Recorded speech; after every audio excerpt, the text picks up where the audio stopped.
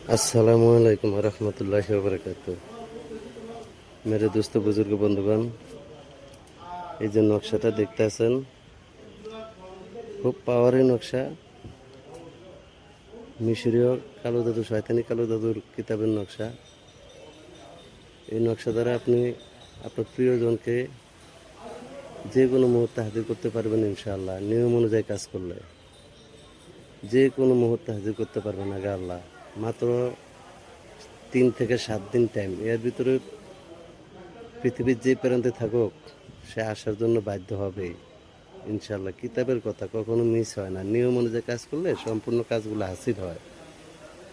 তো আমি এই নকশাগুলো দিতেছি এই জন্য, আমার যে ভাই বোনগুলা ভুয়া কবিরাজ তান্ত্রিকের টাকা পয়সা দেয়া, মনে করেন যখন হাত ছাড়া টাকা পয়সা নাই, এখন 200-এর ভিতরে পড়ে গেছেন, ওই ভাইদের জন্য বলতেছি, আপনারা এই নকশাটা সুন্দর করে দেখে ঠান্ডা মাথায় লিখে না, যার উপরে প্রয়োগ করবেন তার নামের উপরে রাশি আছে, রাশির মেজাজটা ধরিয়া সেতারে ধরিয়া কাজটা চালান দিবেন ইনশাআল্লাহ।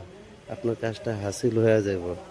এইগুলো নাম্বার 1। আর এই কবচটা লেখার নিয়ম হলো, ময়না পাখির রক্ত দেয়া কালি বানায় ডালিম গাছের ঠাল দ্বারা এই কবচটা আপনি সাদা কাগজের উপরে অঙ্কন করবেন।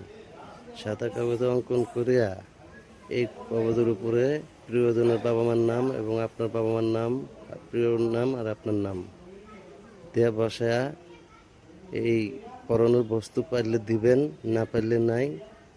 কিন্তু ফুল দিতে হবে এই কবজের উপরে। ফুল, যে কোনো ফুল আপনি দিতে পারবেন। ফুল, জবা ফুল হোক, যে কোনো ফুল হোক, আপনি এই কবজের উপরে রাখিবেন। রাখিয়া মন্ত্র আছে, মন্ত্রটা পড়ে কবজের উপরে ফু দেয়া, ফুলের উপরে ফু দেয়া। একটি কবজ যদি মহিলার উপরে প্রয়োগ করেন তাহলে মহিলা কবরে গেড়ে দিবেন।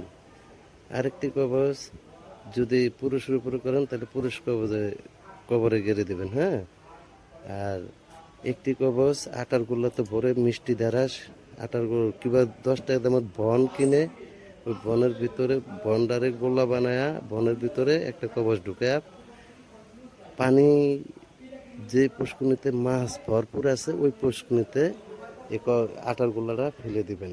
কয়টা? 2টা গেল। এবার আসেন আরেকটি কবজ, মধু দেয়া একটা বোতলের ভিতরে মধু ভরে ওই মধুর ভিতরে এই কবজটা ঢুকাইয়া থইবেন। 3টা গেছে, আর একটা কবজ আপনার কাছে রেখে দিবেন। ধন্যবাদ। বুঝতে সমস্যা হলে আমার সাথে যোগাযোগ করবেন।